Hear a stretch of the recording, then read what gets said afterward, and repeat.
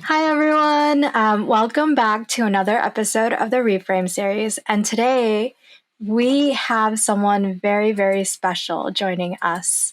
So we have Dr. Gayatri Sethi, who is an educator, writer, and independent consultant. She teaches and writes about social justice, global studies, and comparative education. Born in Tanzania and raised in Botswana, she is of Punjabi descent, multilingual, and polycultural. She reflects on these life experiences of identity, immigration, and belonging in her debut nonfiction book titled Unbelonging.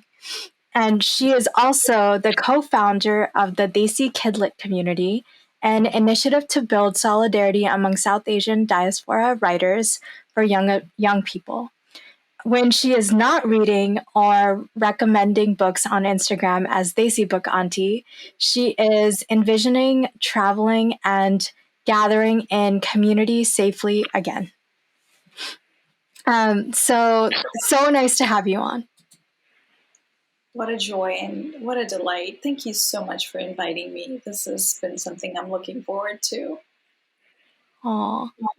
Well, I would love to get us started with our first question because I just really enjoyed reading your book. So, first of all, can I just say your book is incredibly eye-opening and deeply resonated with me in so many ways. From your origins in Africa to your disabled parents to your journey to the United States, and the ways you have grown and embraced radical love. Your story allowed me to experience a complex and multi layered experience that often is so lost in mainstream media. And I'm just so grateful to know more about you and understand your life story. I would love to know what inspired you to write the story and why in this poetic format. Oh, thank you for seeing the layers of intent behind the book and for this praise that you've offered. It means a lot to a debut writer. I part of the journey to writing this book was that it was a book that was within me for a long time. And Dr. Toni Morrison says that if there's a book that you really want to read, sometimes you have to write it. And I was haunted by that notion from the time that I encountered that notion, maybe over 10 years ago, because I was, I'm a voracious reader, and I also teach about concepts like identity and belonging and global learning and comparative education. So I'd been teaching these concepts and teaching courses in women's studies and feminist studies and constantly searching for content that I could use to, as you so beautifully said, to sort of like expose the layers and nuances of identities, especially diasporic identities. And I was always coming up short, especially when it came to academic content, right? Like in journals and sort of like texts that were often used and written by academics. So then I found myself gravitating to poetry and to fiction. And so then I would search for writers who were writing these concepts in other forms. And that's when it started to click for me that one of the things that needed to happen was that I needed to write outside of the norms of what's considered to be an academic text. And that's why, to answer your question about writing in semi-verse. So it became clear to me that whatever this book was that I was going to write and compose was going to be a genre bender or something that wasn't going to easily fit a genre. That it wasn't going to be a memoir, because the way that we think of memoir, it's a very self-serving, self-centered kind of a writing. That it wasn't going to be one of those feminist workbooks, because those tend to be really flat in terms of not really revealing the emotive landscapes of the person creating the workbook. That it wasn't going to be a piece of fiction, that it wasn't going to be a textbook, and it wasn't going to be an academic text. So I knew what it wasn't going to be more and more as I started to write it. But then what was it going to be? And that open-ended process was terrifying, It was terrifying because I hadn't read the kind of book I wanted to create, right? Like I didn't have a mentor text or a femtor text. Very often, in MFA programs, and I didn't go to one, but, I'm self-taught in many ways. I didn't learn poetry or writing poetry. But what I wanted to do was to study the craft enough that I could be able to do that. And the reason I gravitated to verse and to sort of bending of genres was because what I wanted to do was write in a way that laid open not just the intellectual ideation of belonging and unbelonging, but also the emotive landscapes. And so if you think about it, there are certain kinds of books that make you think a lot, and there are books that make you feel a lot. But I wanted this to do both and more. So I had to be really intentional in creating blank spaces for the reader to reflect. I had to be really intentional in writing in ways that might not read like lecture notes, but might be things that I might have said in a classroom with folks present. So those were some of the kind of process things behind the scenes in sort of choosing to write outside of what's normative in books like this. And so it isn't really a poetry collection. However, there are many verses in it. And the most important thing I want to say about that is that, I had to lean ancestrally on kind of like, how did people of the South Asian diaspora, how did Punjabi ancestors from 2 generations ago communicate with each other? And the more that I went into that inquiry, the more that I realized that the way they did it was through verses, right? Through bullion, through call and repeat. And it was usually people my age and gender who in a village community or in a circle of friends or kin would be the ones that would either be telling the stories or saying the verses or singing the songs on repeat at special ceremonies and having call and response. And so then I was like,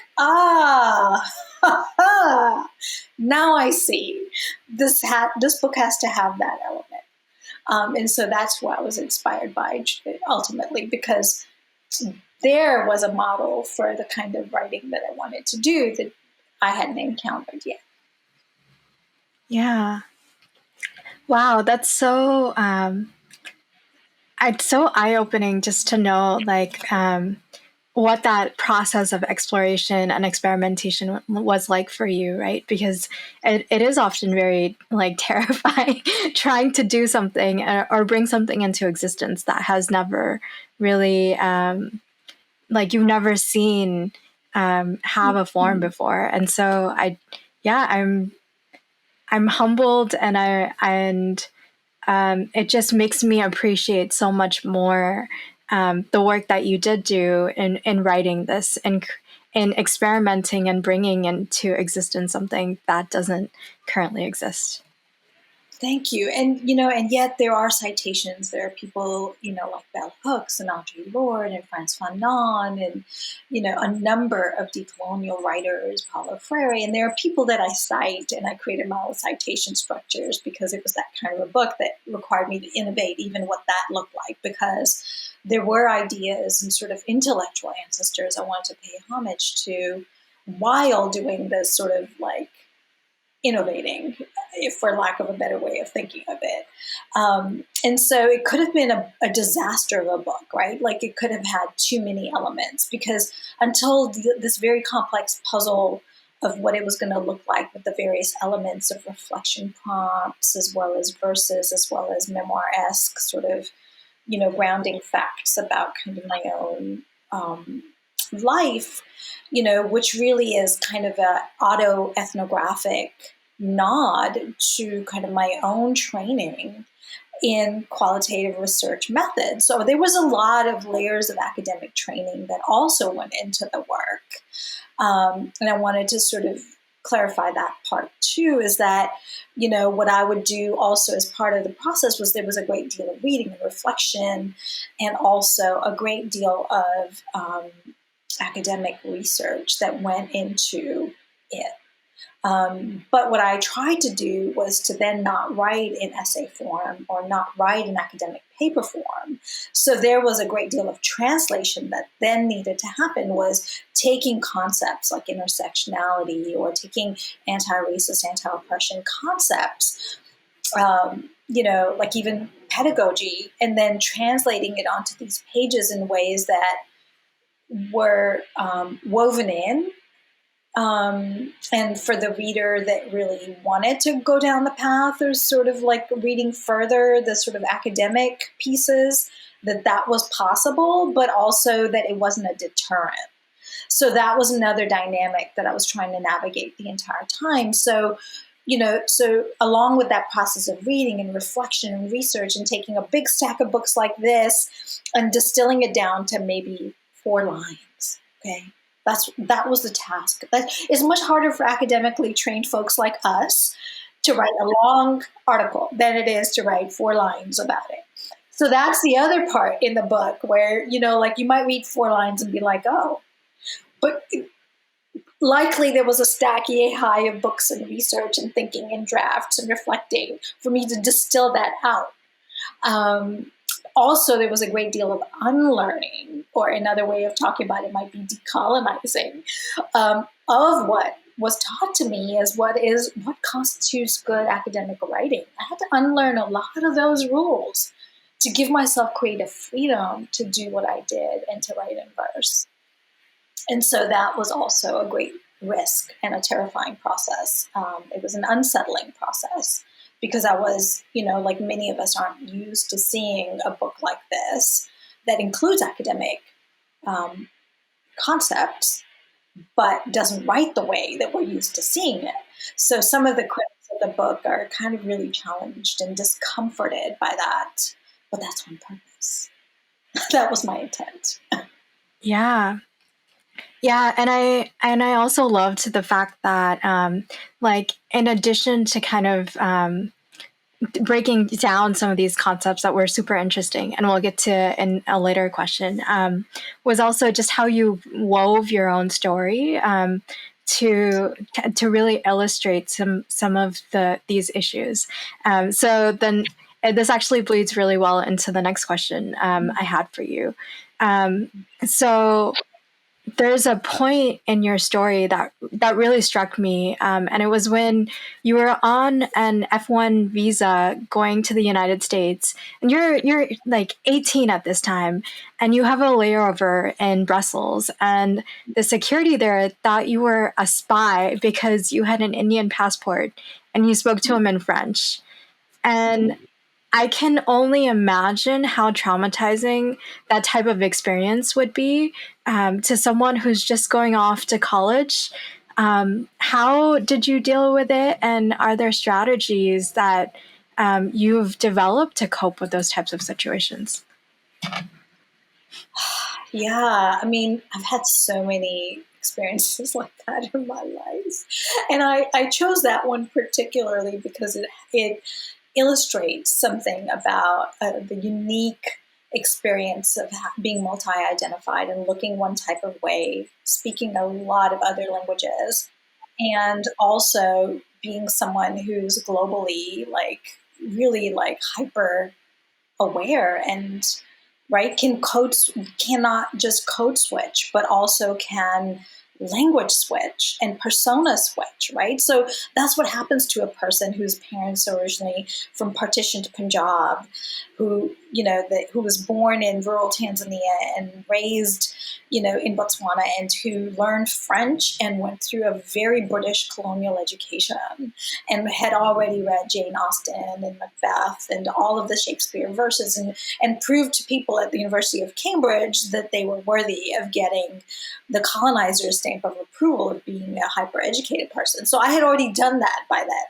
right? And I had traveled alone back and forth from the African continent to India several times by then. So traveling alone wasn't a new thing. We also have to contextually remember that it was an apartheid time, at a time where apartheid was still a thing, and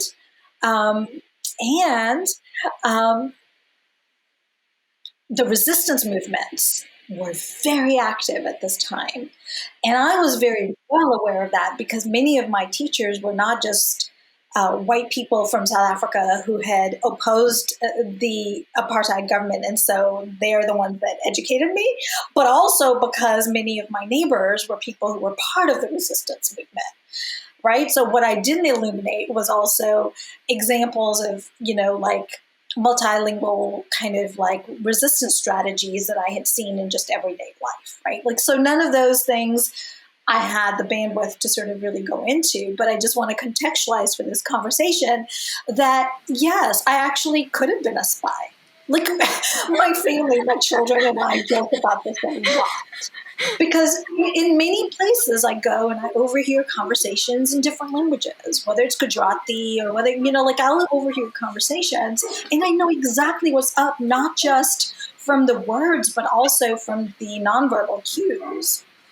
And so I think there was something about that person who saw my passport, saw me as a person, something about me signaled to them that I was a kind of human that needed to be interrogated.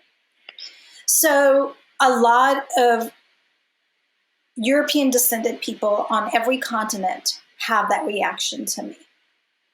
And so this is the thing, is that was just one among many, right? So even my colleagues from Europe who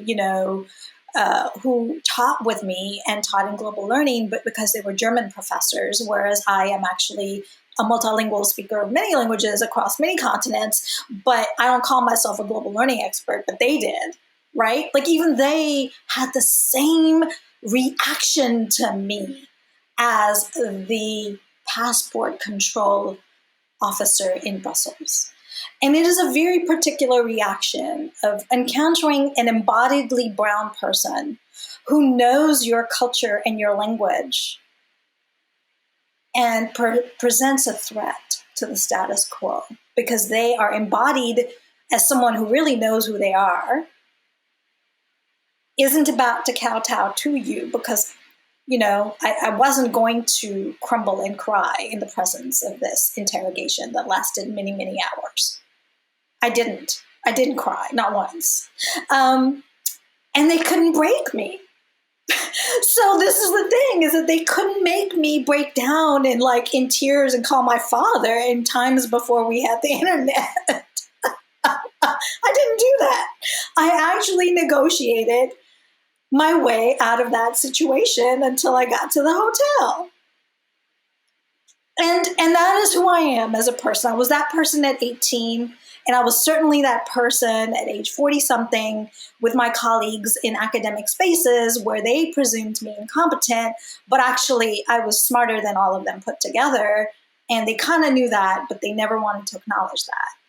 So this is the kind of precarity that many of us experience who are the kind of person I am, and I am not the only one. I'm not an exception. And I also want that to be really clear, is that colonial mindset often makes us think that people like me are the exception. Oh, you just must be really like whatever. You have a lot of educational privilege, blah, blah, blah. No, actually, I kind of am very familiar with people just like me. There are many of us, and we exist. And so that's one of the things I wanted to signal in the book over and over again in many ways, that there are no coping strategies to that. To answer your question head on, there are no coping strategies. I think it's a relentless negotiation, but it has to come from a place of knowing who you are. And the thing is, if I didn't know at 18 that I was capable of getting myself out of this bind, and I knew I was, I kind of have that, I had that clarity that I was still going to taste that coffee and chocolate I wanted. And I also had the clarity that this person really needed to learn a lesson. But I wasn't going to teach it to them in a way that was going to result in my oppression. So this is constantly that negotiation with dominant culture, with dominant spaces, when we are the only in all white spaces in particular. So in that time, I was looking around. There was nobody that looked like me. And not one person brought me a cup of water. Not one person checked on me during that time. And I think that at 18, I then realized, A, that I had the wherewithal within me to negotiate my way out of that, and B, that this was going to be a thing for the rest of my life in the West. As long as I was entering all white spaces, I needed to figure this out. And I've had to figure this out over and over and over again. Living here in these sacred lands of the Muskogee peoples, living in the lands of the Illini people. When I first came to college, I learned that over and over and over again in many shapes and forms. Yeah. Wow. Wow. Thank you just for sharing that and this idea of negotiating.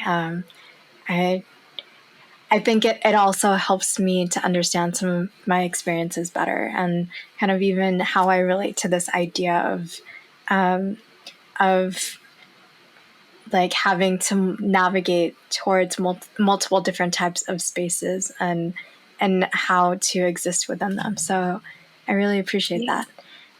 Yeah, I mean, I had many opportunities to crumble and cry, but I think there's something in me that I don't know where it comes from. And I think the book kind of really does show that more so than tell it, is that I'm the type of person that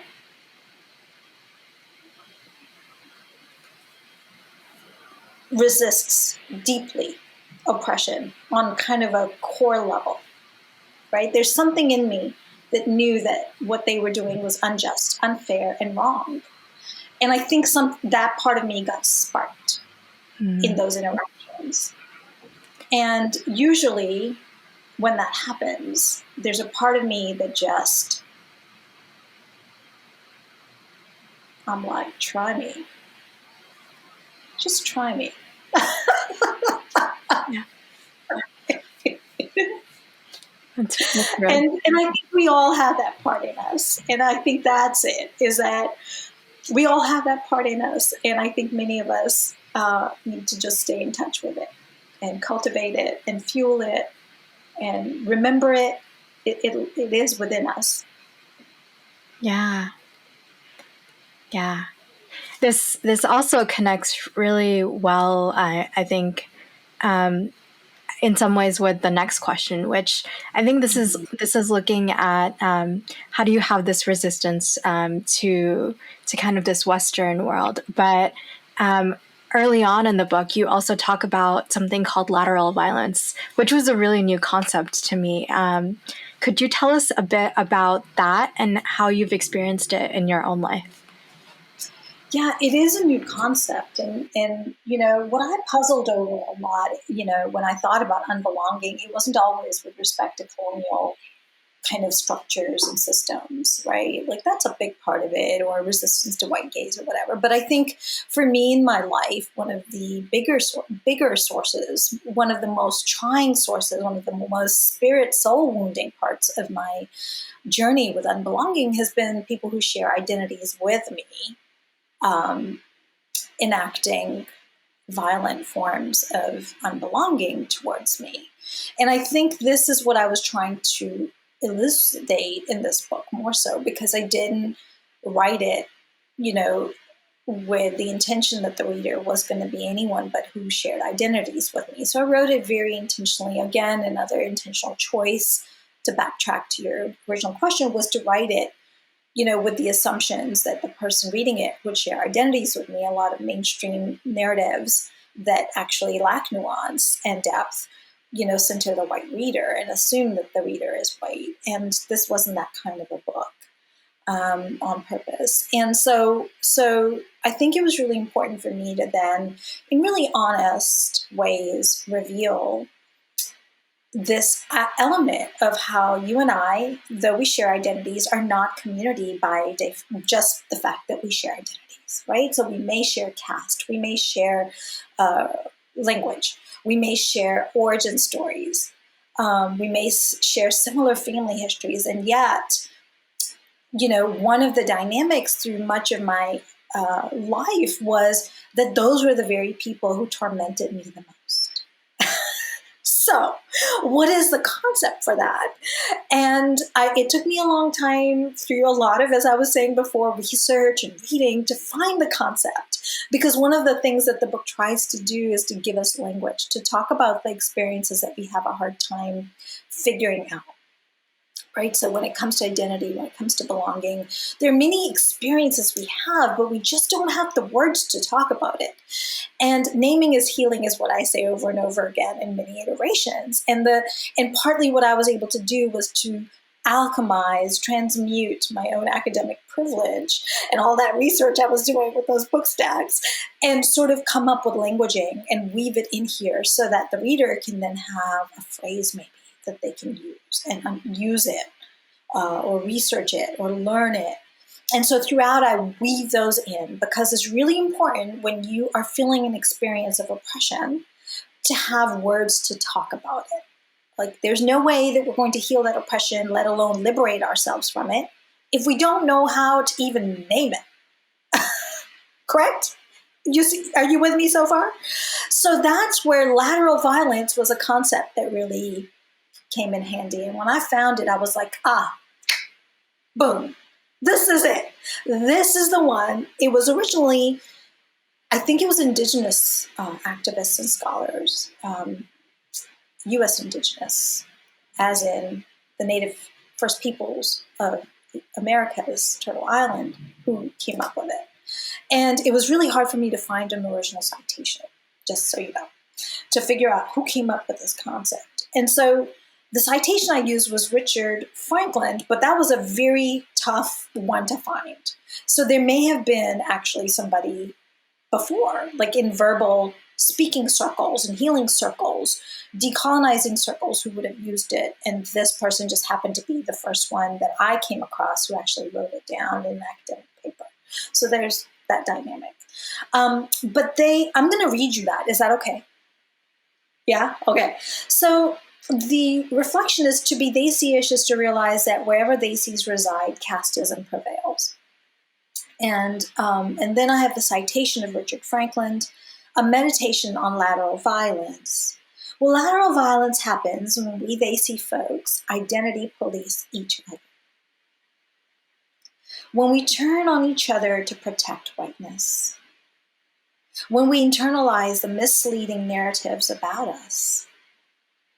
When one of us is made to feel like they are not one of us. When Desiness is weaponized by those who presume to be the keepers of all that is Desi.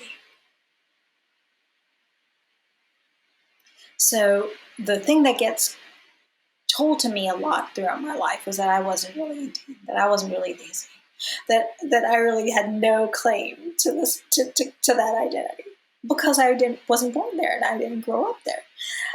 So much so that even relatives would deny. They would call me their African cousin. But in Africa, I wasn't African.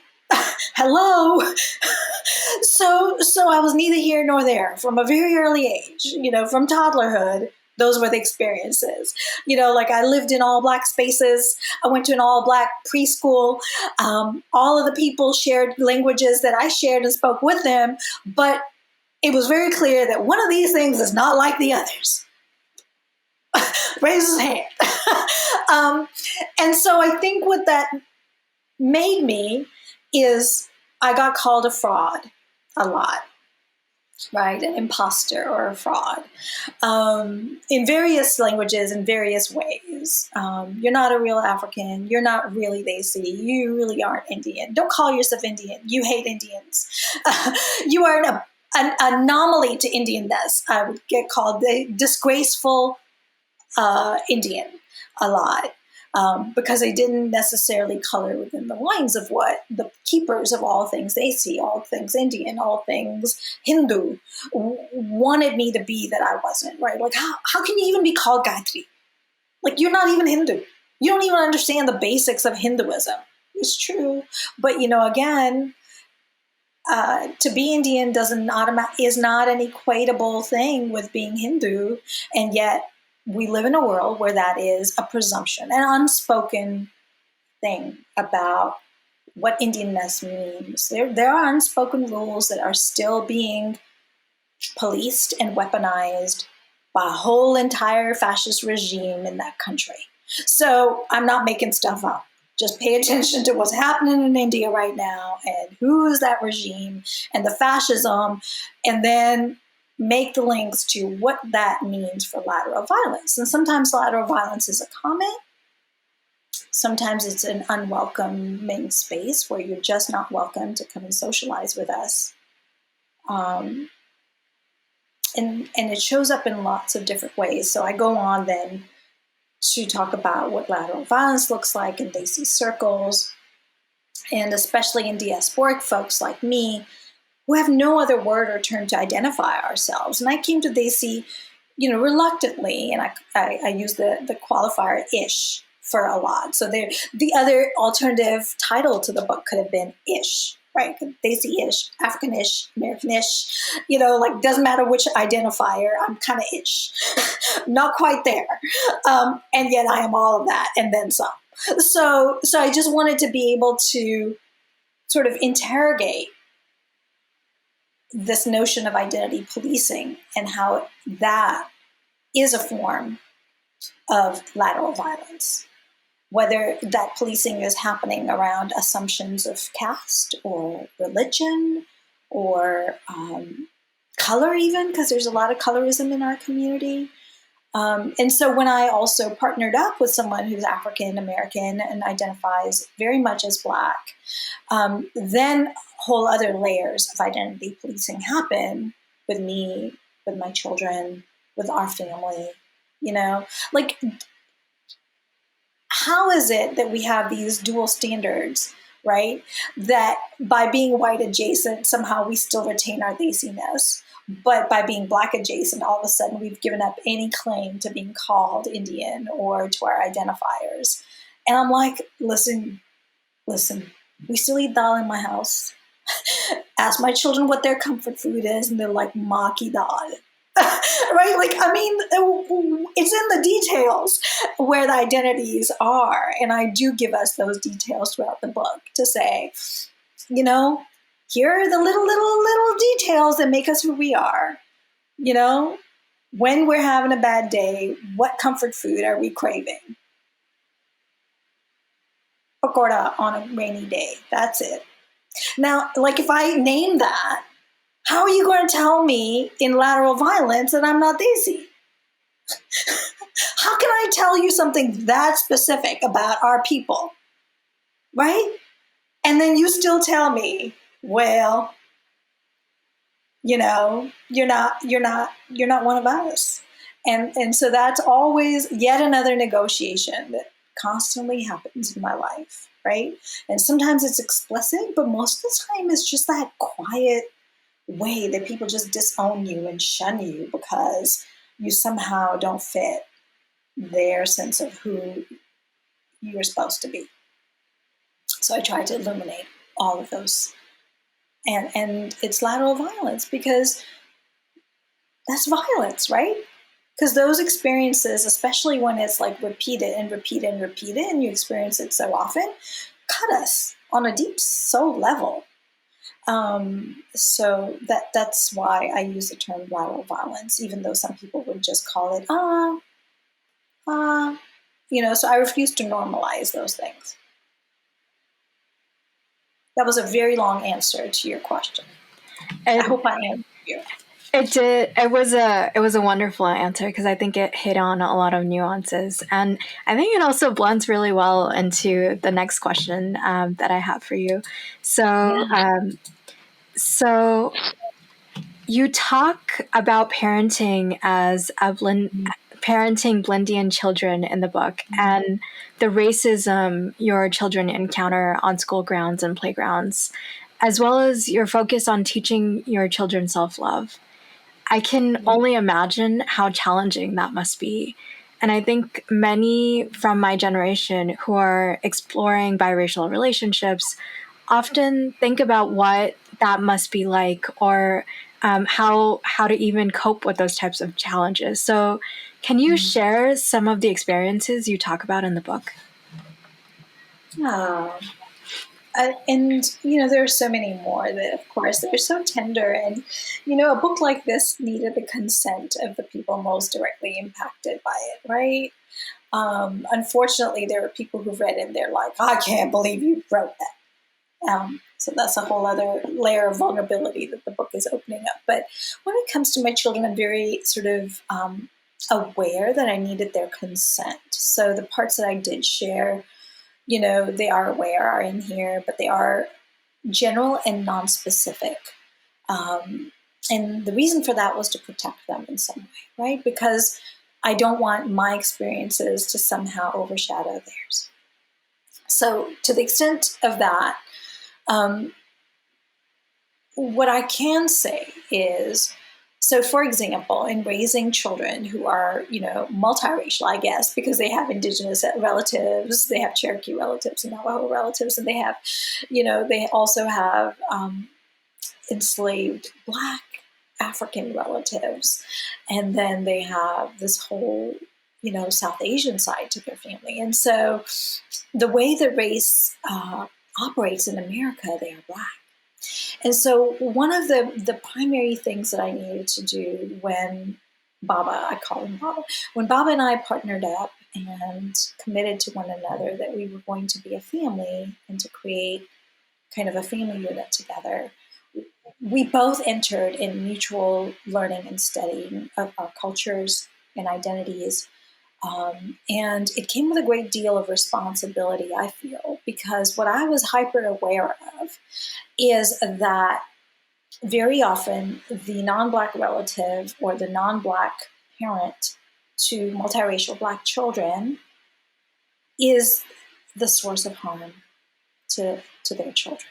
And it happens over and over again because I had read and seen and observed enough. I'd been an educator, and many of my biracial students and folks who I'm in community with would confess to me that it was their white or white adjacent parent who did the most harm to their sense of self.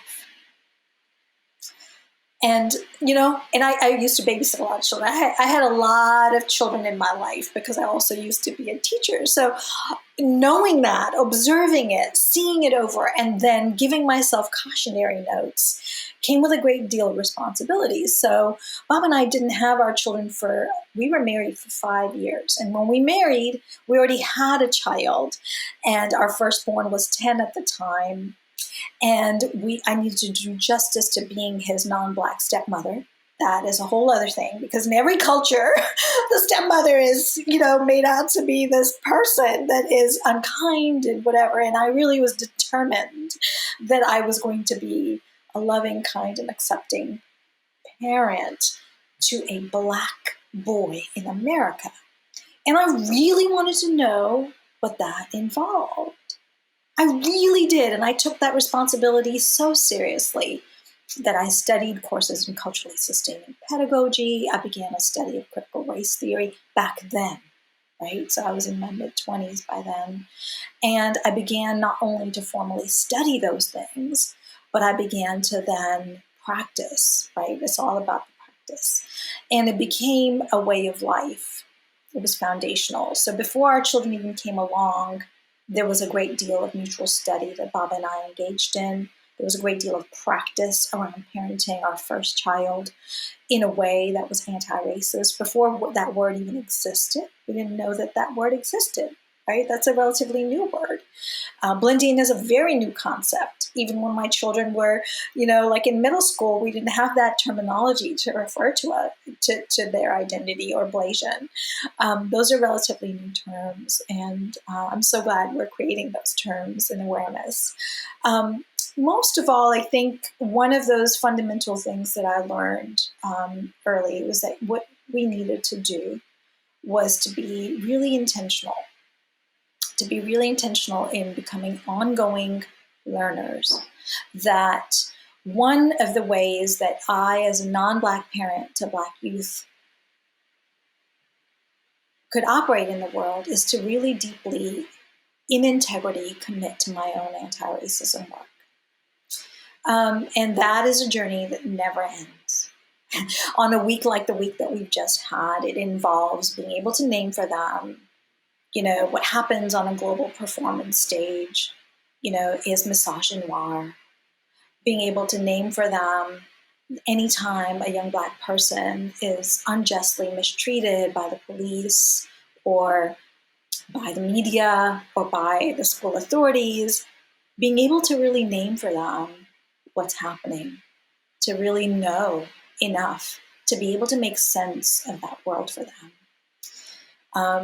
And I, have had some really profound, vulnerable conversations with the children, put them on your lap and really talk to them about, this is a world that doesn't necessarily love Black people. And be able to tell them that, but also for them to never waver in their sense of worth. Now, how do you balance the two things is part of the question you asked me, and I don't know. The answer is I don't know. Every day I wake up with more gray hairs because I don't know. I'm trying. I'm trying to stay in learning stance. I'm trying to continue to learn. I'm trying to continue for my actions to speak louder than my words. And yet, here we inhabit a deeply anti-Black world. And I'm trying to raise children who know that they are worthy and wonderful and incredible and loved, despite all of the messages that tell them otherwise. And some days I fail. And that's the truth. The honest truth is some days I alone as a mother or as a parent cannot do it. So what I really do believe is the ultimate answer to that, aside from continuing to learn and strive and to live in integrity when it comes to our anti-racism, is that we have to do this in community. Okay, so that's the place I'm at, is that we have to do this in community. We have to have not just the parents raising these children to tell them, hey, Blasian is a beautiful identity, but that your community, your extended kin, your chosen family, reify, reiterate, and send the same exact messages to your children. Now, that is hard. It's hard. It is. I have tried and very often fallen short to build that kind of community for my children. But I'm not going to give up. I'm going to keep trying. I'm going to keep extending the circle of those messages for them in a world that really is not about community. And I think that is the most disheartening, but also the most motivating for me to continue to do the work. And part of why I wrote the book. I wanted the book to exist because I wanted my children to see and read it when they're ready. And for the extended community that they are a part of to actually do better. And that's what motivated it. And unfortunately, a lot of people have not been receptive because they see what I've written as being a commentary on themselves. And really, instead of looking in the mirror and saying, yeah, we've perpetrated anti-Blackness towards our relatives, there's a shutdown and a defensiveness instead. So we're experiencing some of that. But that's partly why I wrote the book, for them. It's dedicated to y'all who keep my hope alive, And so that's a long-winded answer to say, I don't know, I'm still trying. It's not easy. And we do it in community. Yeah. I just thank you. Thank you for sharing that. And I can only imagine how hard it is sharing something so deep and personal and not feeling kind of like hugs and reciprocation in return. So I just wanted to acknowledge and appreciate that. Thank you. Yeah. We must be brave. I think that's what it is that forging relations across race, and that was part of your question, requires a great deal of bravery and a great deal of commitment and showing that. And we can't do it alone. We must make sure that it's not just the two people who are creating a family. It's not just the two partners, that they are supported by, and the community can vary. People cycle in and out of our lives. But what we have to always be aware of is that we don't operate in just that family unit, right? That's also a lie. And so doing the anti-racism work with our with our relatives and our extended communities will always be a part of what we sign up for when we marry across races, especially if we marry a person who's Black or Indigenous or otherwise, sort of intersectionally marginalized.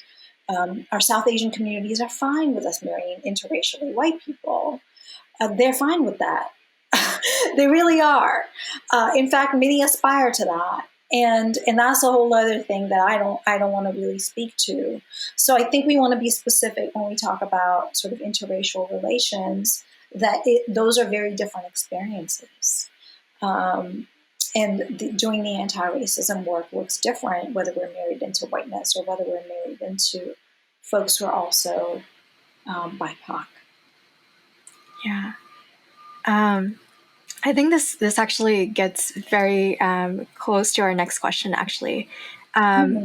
So one of the major themes of the book was around understanding and overcoming anti-Blackness within our communities, as you were mentioning. And are there any books or resources that you might recommend to folks who want to explore or understand anti-Blackness and how they may be complicit in it more, and just ways that we ourselves can be better supporters of these social justice movements?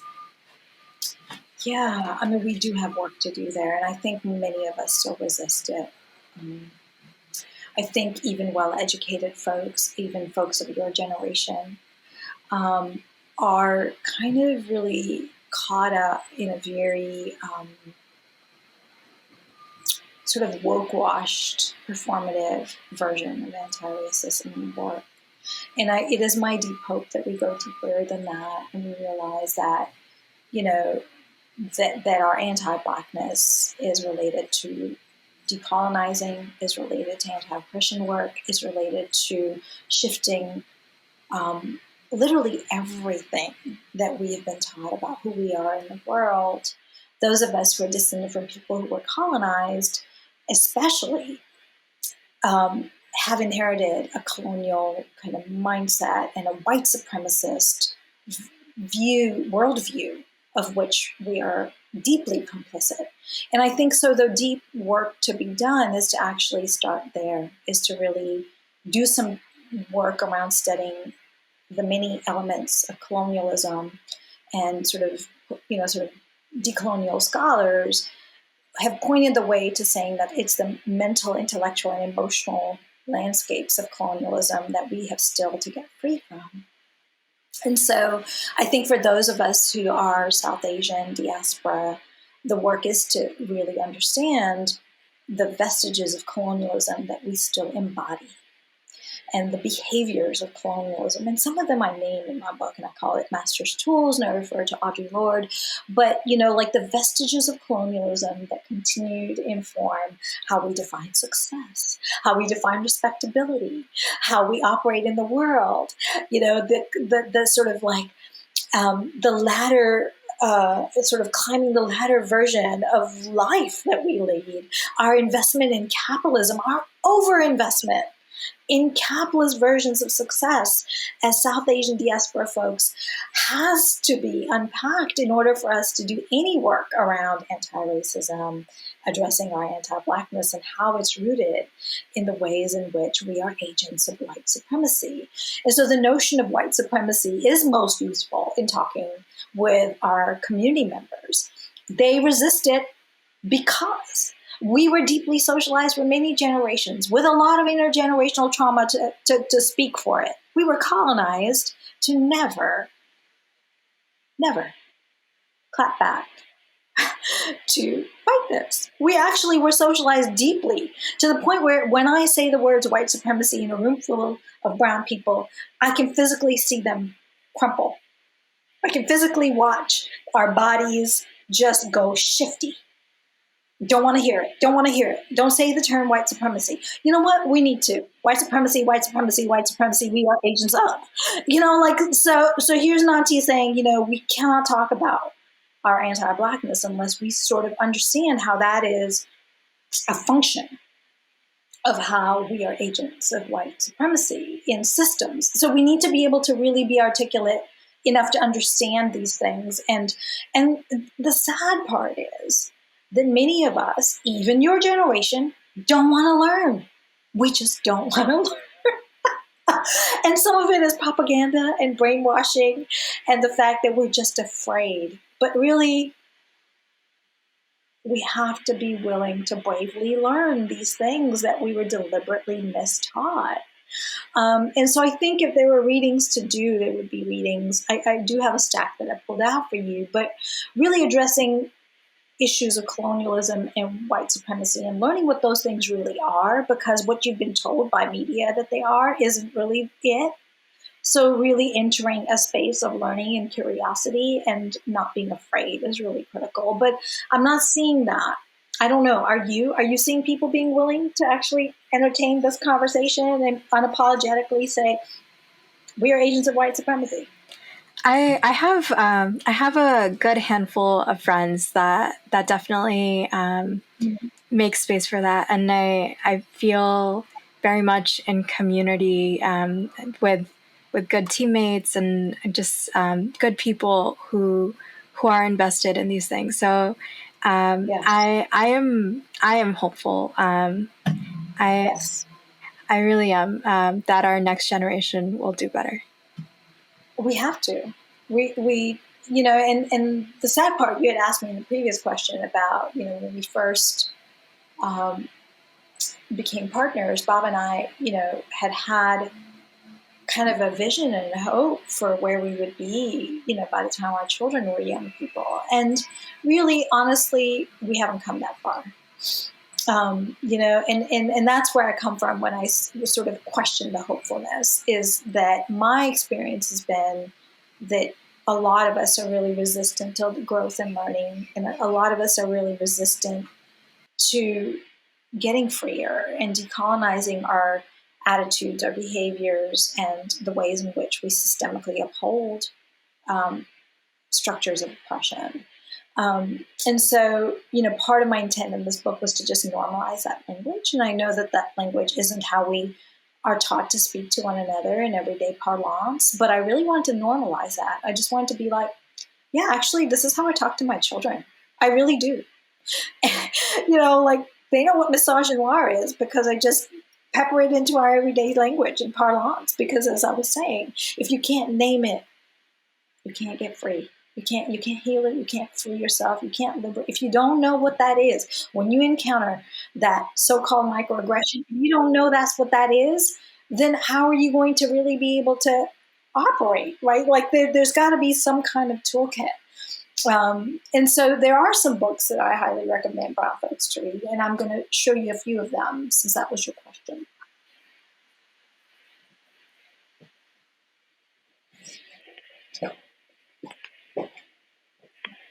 So one of the most important ones is this one right here. Is for those of us who live in the U.S. We have to really start there, because I think one of the ways that we uphold white supremacy is to tell a lie that as immigrants, that this is a nation of immigrants, and it's not. And I think one of the major ways that we uphold white supremacy on these sacred lands where you and I reside is by committing Indigenous erasure, by fighting for immigrant rights. So we really do need to address that. We need to really learn the history of the nation that we are inhabiting. That is a history of settler colonialism, and how every last one of us, whether we immigrated in the 70s or the 90s, is in some ways complicit in the erasure of the Indigenous peoples of this land. And the majority of South Asian communities do not have this conversation.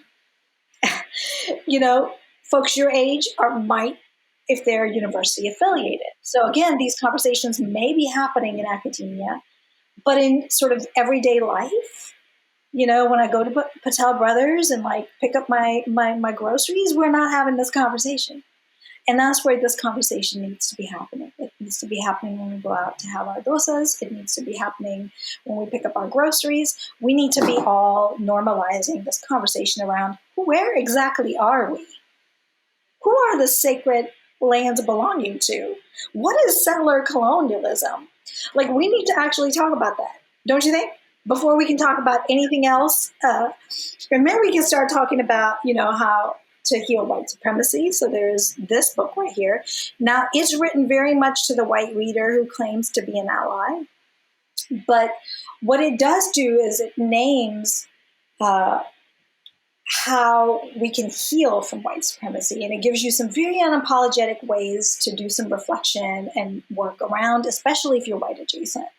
And that book was really useful to me, but I encountered it after I had already drafted mine. This is a great tool that very often educators are using, and my dear friend Tiffany Jewell wrote it. This book is Antiracist. And you know why I recommend this for even our aunties and uncles is because it's illustrated, it's simple, it's well researched, it's clear. It just gives you that language that I was just saying we need to normalize. So gifting this to people is really tremendous because many of us didn't even know this language. We came here, we got our jobs, we raised our children, we did what we had to do. What are you talking about, Auntie? Well, until we actually figure this out, we can't really address our anti-Blackness. I believe there is a chapter in here on anti-Blackness. So that's another one I often rely on, and my dear friend Tiffany wrote it. And for educators, I recommend this one right here. This is a really important one to understand how Black and brown children are treated in the education system. Now, South Asian diaspora folks really, in particular, I find, have not figured out that our young people, our children, are learning white supremacy at school. We haven't figured this out. Because when I have conversations with other parents, and they'll sort of share with me some dilemmas of things their child is going through in an all-white school, pretty much where they're one and only in the diversity version of how their kid is being treated, or the fact that to this day you get bullied if you bring your last night's dal and rice for lunch, and we're in 2022. And your kid's getting bullied for bringing their authentic cuisine to school for lunch? What the heck? Right? But if you read this, you would kind of understand what is happening to Black and brown children in the public education system. Yet another thing that we don't get taught when we come to this country. We are told it's good schools. We're told living in all white communities is actually a form of success. Don't believe that. Right? But those are things that we're told and we believe and we uphold. So those are very tangible examples of how we're continuing to uphold settler colonial white supremacy and anti-Black practices. So those are 3 books that I highly recommend, 4 books. And you may have already read all of them, and there are various levels of accessibility, but mostly I tried to pick books that anybody could just pick up and just learn and self-learn without an instructor. Yeah, and there's definitely some books on that list that I would love to read. So thank you for sharing. Absolutely. I wanted to close this off with just I would love to ask, where can folks purchase your book, and are you having any events on Zoom or in person that folks could join as a way of just closing us off today? Oh my goodness. Thank you for this enriching conversation. And I could just go on and on. I have so much more to say to you. And I hope that some of what I said was useful and meaningful to the listeners and to you personally. I hope that I've illuminated some things for you, as well as the intent behind why this book exists. The best way to access the book is directly through the publisher. If you go to Mango and Marigold Press. And they are an independent publisher owned by a South Asian woman, and they publish mostly books by South Asian writers, and that was an intentional choice on my part. And so you would be doing a great service by supporting the small press that's really struggling, especially during times of COVID, where supply chain issues and God knows what have really impacted small businesses and small presses in particular. It is available on Amazon. It is available internationally on ebook. So the ebook version is available on the Mango and Marigold Press website. And we intentionally made it affordable so that wherever you are in the world, you could access it onto your computer or in a format that's easily readable, since we haven't been able to ship the book internationally as yet. So the ebook version is the one I recommend for folks who are international. And the Amazon accessibility has been something we have worked on. And my favorite, I'll say my beloved, since I don't play favorites, supposedly. But we all do. We are still learning. So my most beloved independent bookstores that sell it are Firestorm Co-op, and they are a cooperative, feminist co-op based in Asheville, North Carolina. So they've made a commitment to me. One of their co-op members is a former student and co-learner of mine, and they are committed to making sure the book is in stock. So they would be one to support.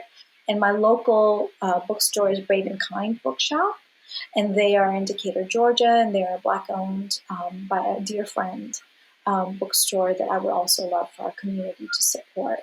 And not just buying my book, but really other books that each of these places carry would be really a way of doing some community care.